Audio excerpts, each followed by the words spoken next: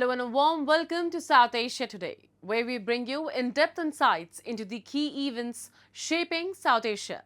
I'm Shivangi Mishra and here are today's top stories. India's infrastructure push powers growth of allied industries. Deadly torrential rains claim more than 330 lives in Pakistan and Pakistan-occupied Jammu and Kashmir. And Islamabad's illegal taxes sparked traders' revolt in Pakistan-occupied Gilgit-Baltistan. Let's begin the show. India's robust infrastructure push has catalyzed the growth of several allied industries, including cement, steel and PVC pipes. As large-scale housing, sanitation and water supply projects unfold across both urban and rural landscapes, the demand for reliable and cost-effective solutions, particularly in piping, has surged. This momentum is not only creating significant business and employment opportunities, especially in smaller towns and manufacturing clusters, but also positioning PVC pipes as a silent backbone of India's development journey. India's ambitious drive for infrastructure development is reshaping the nation's economic landscape. With a focus on roads, railways, housing, urban renewal, smart cities, and digital infrastructure, the government aims to boost connectivity, support industrial growth, and improve quality of life. Flagship programs like the PM Gati Shakti Plan and National Infrastructure Pipeline are channeling massive investments into integrated, future-ready projects. This infrastructure surge is not only bridging urban-rural gaps but also catalyzing the rise of allied sectors such as construction materials, transport, energy and technology. By laying strong physical and digital foundations, India is positioning itself for long-term, inclusive and sustainable economic growth. There is a direct and indirect impact on employment in these sectors. The direct impact being the need for architects, project managers, engineers. With the rise of real estate and infrastructure in these tier 2, tier 3 cities, there is a need for those. Then there are also the semi-skilled and skilled personnel, such as in the plumbing sector, the electrification sector, the furniture sector, etc., which is being increased. The boom in infrastructure projects across India has given a significant boost to allied industries, fueling local economies and creating employment opportunities, especially for the youth. In Ujjain, a historic city in Madhya Pradesh, this momentum is clearly visible. Several industrial units specializing in the manufacturing of PVC pipes are thriving, driven by rising demand from housing, water supply and sanitation projects. These units are not only meeting regional needs but also expanding their market reach. Adding to their growth, the Madhya Pradesh government is actively supporting these industries through subsidies and incentives, helping turn Ujjain into a promising industrial hub. It's a perfect example of how infrastructure growth powers broader economic transformation. ये हमारा unit का 9वां plant है। Total 8 plant हमारे हैदराबाद में हैं और ये 9वां plant हमारा एमपी यूनिट में यहाँ चालू किया है। और यहाँ की गवर्नमेंट की तरफ से हमको सब्सिडी मिली, जिसकी तरह हमको यहाँ पर नया प्लांट ओपन करने का अवसर मिला है। और हमारी यही है कि यहाँ पे एमपी में जितने भी जगह हमारा माल सप्लाई हो सके वहाँ पे अपने माल सप्लाई करें। और हमारा मेन मोटो यही है कि हम कस्टमर को अपना अच्छे से अच्छा क्वालिटी दे सकें। According to CRISIL ratings, India's PVC pipe industry has shown impressive momentum, registering volume growth of approximately 24% in the year 2024-25. This upward trajectory is set to continue with a projected 10 to 12% growth, marking a hat-trick of strong performances. Driving this surge in PVC pipes industry are key factors such as the Pradhan Mantri Awas Yojana, accelerated urbanization and the real estate boom in Tier 2 and Tier 3 cities. हमारी governments IAS देती है। IAS के according हमारी testing होती है। Product के according जो हमें आईएएस मिलता है, आईएएस में एक रेंज वैल्यू दी जाती है, तो उस वैल्यू पे हम लोग टेस्ट करते हैं। वो टेस्टिंग प्रोडक्ट को फाइनल करती है। क्वालिटी इम्प्रूव करने के लिए हम लोग उस पर काम करते हैं। तो यही काम हमारा रनिंग में रहता है। India's infrastructure surge is not just about building roads and homes. It's about enabling industries, generating jobs, and uplifting communities. As sectors like PVC manufacturing thrive alongside, they exemplify how strategic investments and supportive policies can drive inclusive, long-term economic growth across regions and industries.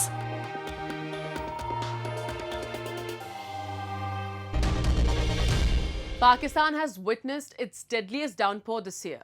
2 days of relentless rains triggered flash floods, landslides, and lightning strikes across northern Pakistan and Pakistan-occupied Jammu and Kashmir. Entire villages in the northwest have been wiped out, leaving more than 300 dead and thousands displaced. As waters recede, the scale of destruction is clear. Homes and markets destroyed, communities in crisis. Rescue teams, including the military, are racing to save stranded families, though blocked roads and damaged communication hinder relief efforts. We have this report. Panic gripped northern Pakistan as terrified locals scrambled to higher ground, helplessly watching homes, vehicles, and even entire villages being swallowed by raging waters. Heavy rains that began on Friday unleashed widespread destruction across several northern districts. The National Disaster Management Authority confirmed that most of the casualties were caused by sudden flash floods. Relentless downpours in northwestern Pakistan have wiped out villages, left more than 300 people dead, and displaced thousands as rescue teams struggle to reach the hardest hit communities. ये हुआ ये है कि कल एक cloud burst हुआ है। यहाँ पे तो कोई समुद्र वगैरह नहीं है, क्लाउड बर्स्ट हुआ है और एक सैलाबी रेला है। तो ये चूँकि जो मेन उसका पॉइंट था वो यही था, यहाँ पे ये क्लाउड बर्स्ट हुआ है, यहाँ से आगे फिर पानी गए। तो ये मुकम्मल तौर पर, अगर मुकम्मल तौर पर नहीं है तो 70-80% ये गाँव जो है वो मलियामेट हुआ है, और अगर मलियामेट पूरा नहीं हुआ तो डैमेज तो एटलीस्ट सारे घर हुए हैं। Nearly 2,000 rescue workers have been deployed across 9 districts, but relentless rains forced operations to halt for hours. Flooded roads severely restricted the movement of emergency vehicles, while villagers themselves took to cutting fallen trees and clearing mud from their homes to open passageways. Many locals have appealed for government machinery and equipment to speed up relief efforts. ये कुदरती आफत आया और हमारी सारा गांव को बसमार कर दिया, लोगों को भी लेके गया, कोई बच गया कोई लेके गया, और कुदरत की शान था। और हमारा ये वहाँ से लेकर यहाँ तक ये सारा घर और गांव था, और बहुत ऊपर से लोग भी आया था, नीचे से लोग भी है। Graves with bodies wrapped in shawls were carried to the nearby graveyard, with locals grieving for their loved ones gathered for mass funerals. Pakistan is most vulnerable country in South Asia to the effects of climate change. Northern Pakistan has most glaciers in the region, and global warming has accelerated the thinning and melting of glaciers. Debris such as rocks, soil, and other materials are vulnerable to move. तो जिस बच्चे का हमने जनाजा पढ़ लिया, ये उस ख़ानदान का था जो हमारे सारे चचेज़ाद कज़न हैं, उनके ख़ानदान के तकरीबन टोटल 29 साथी ऐसे जो इस सैलाब के अंदर जो है ना वो चले गए थे। उसमें 25 आदमी जो है ना वो शहीद हो चुके हैं, और उसके बाकी 3-4 जो है ना वो ज़ख्मी अभी अस्पतालों में है। अभी जिस बच्चे का हमने जनाजा पढ़ लिया वो हमारे कज़न का बच्चा था, तो अभी मिला वो उसके जनाजा हमने पढ़ के अभी वो ले गया कब्रिस्तान दफनाने के लिए। हमारे दिल कर रहा है कि हम घर तक आ ही नहीं जाए, और जब घर तक हम आए, कल रात को हम घर तक आए तो घरों में सबको डर लगता है, और ये खौफ रहता है कि कहीं फिर से ऐसे बारिश ना हो, फिर से ये रेले ना आ जाए, सैलाब ना आ जाए, और घरों के अंदर लोग बच्चे डर जाते हैं, इनको नींद ही नहीं आती, और पूरी रात ये इस खौफ में जागते रहते हैं कि कहीं दोबारा से ये सैलाब ना आ जाए। Rescue teams are working around the clock, but collapsed infrastructure and debris are slowing their efforts. With little machinery available, locals are forced to clear mud and rubble by hand. The loss of life and destruction of homes, shops, and vehicles is overwhelming. Officials are prioritizing road clearance, temporary bridges, and distribution of food, medicine, and shelter. But the danger is not over. With broken infrastructure, delayed rescues, and lack of accountability, ordinary people are paying the price for Pakistan's governance failures. Experts say climate change is driving such extreme weather patterns. With more rain expected, the full extent of the damage is yet to be realized. Now we take a look at some happenings in Asia in a segment called Asia Watch. Israeli protesters blocked a main highway in Tel Aviv as they were calling for a deal to end the war in Gaza and return the hostages. Hamas has agreed to a 60-day ceasefire proposal with Israel that includes the return of half the hostages held in Gaza and Israel's release of some Palestinian prisoners, an Egyptian official source said this week. Senior Hamas official Bassem Naim confirmed the group's approval on Facebook. Hamas said other Palestinian factions informed mediators of their approval also. There was no Israeli response to the Hamas proposal itself, but an Israeli official confirmed it was received. Egypt and Qatar have been mediating between the sides with U.S. support. Israel's plans to seize control of Gaza City in the heart of the Palestinian enclave have stirred alarm abroad and at home, where tens of thousands of Israelis on Sunday, August 17th, held some of the largest protests since the war began, urging a deal to end the fighting and free the remaining 50 hostages held in Gaza since the Hamas attack on October 7, 2023. Israeli officials believe 20 are alive.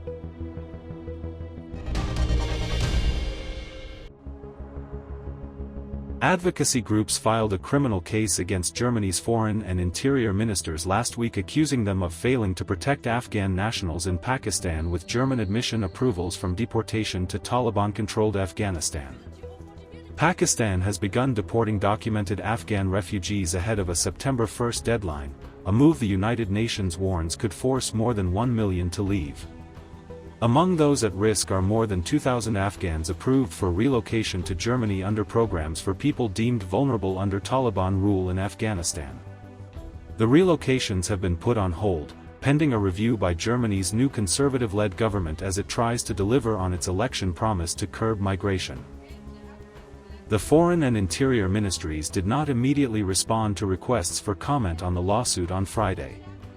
The Interior Ministry also said it couldn't provide a timeline to determine the future of the admission program but expects decisions soon.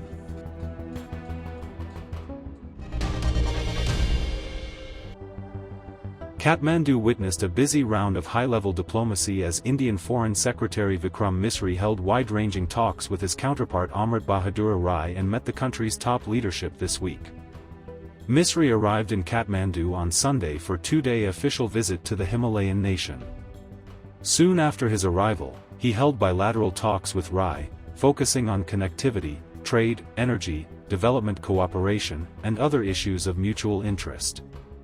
Nepal's Ministry of Foreign Affairs said the talks underscored the strong bond between the two nations. During his stay, Misri also paid courtesy calls on Prime Minister KP Sharma Ali, President Ram Chandra Paudel, Foreign Minister Arzu Rana Dubey, Nepali Congress leader Sher Bahadur Dubey, and Maoist Center Chairman Pushpa Kamal Dahal. The visit is seen as groundwork for Prime Minister Ali's scheduled trip to India on August 29.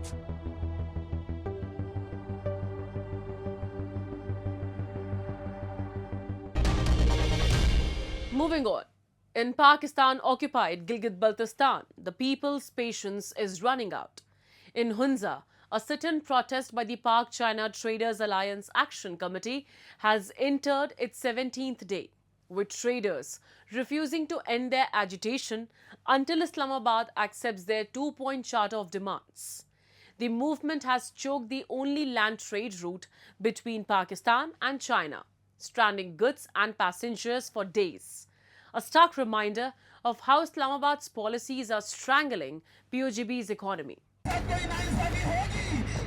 From Hunza Valley to the Sost border, Frustration with Pakistan's inept governance is spilling into the streets. Political, social and religious delegations from across Pakistan-occupied Gilgit-Baltistan are joining the sit-in, accusing Islamabad of imposing illegal taxes on the already struggling border economy. The protest has become more than an economic demand. It's a challenge to decades of exploitation and neglect by the Pakistani regime. Gilgit-Baltistan का कोई भी दुकानदार जो भी item लेके आता है वो उसके ऊपर टैक्स देता है। ठीक, अब मैं आपको क्या क्या गिनूं।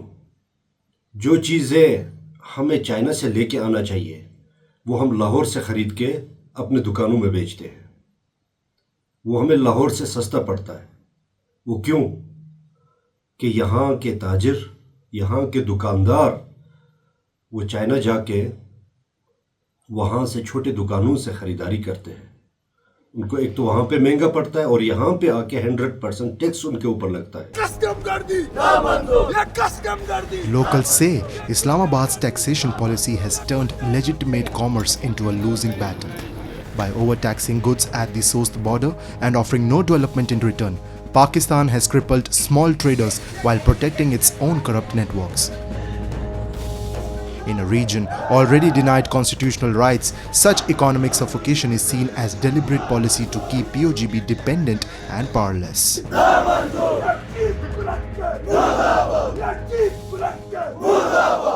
इस बॉर्डर की वजह से गिलगित बल्तिस्तान की पहचान है। इस बॉर्डर के ऊपर गिलगित बल्तिस्तान के हज़ारों बेरोज़गार का रोज़गार चलता है। हुंजा के 60% नौजवानों का जो रोज़गार है वो इस बॉर्डर के ऊपर है। अगर तुम्हें पता नहीं है तो मेरी आपसे गुजारिश है कि आइंदा ट्रेड के ऊपर ना हमने आपको कोई नुमाइंदगी दी है, ना तुम्हें कुछ पता है। तुम्हें बदमाशी आता है, हमें पता है। जो ड्राईपोर्ट पे तुम करते थे, जब ड्राईपोर्ट के क्लर्क थे उस वक्त तुम बदमाशियाँ करते थे, वो तुम्हें आता है। खुदारा लोगों को गुमराह ना करे, गिलगित बल्तिस्तान के लोगों को उनका आईनी हक़ लेने दे और इंशाअल्लाह ताला अपने कानून के अंदर रह के, आइन के अंदर रह के जो हमारा जायज़ मुतालबा है, जो गिलगित बल्तिस्तान के वासियों के ऊपर जो गैर कानूनी टैक्सेस लग रहा है, उसके ख़िलाफ़ हम खड़े हैं। हम खड़े रहेंगे जब तक इसका नफाज उठाया नहीं जाता है। With Islamabad unmoved, the standoff is deepening. Hunza's traders are holding the line, not just for their livelihoods, but for the dignity of Pakistan-occupied Gilgit-Baltistan. Each passing day of the blockade is a rebuke to a regime accused of looting resources, ignoring rights, and treating the people of POGB as second-class citizens in their own land.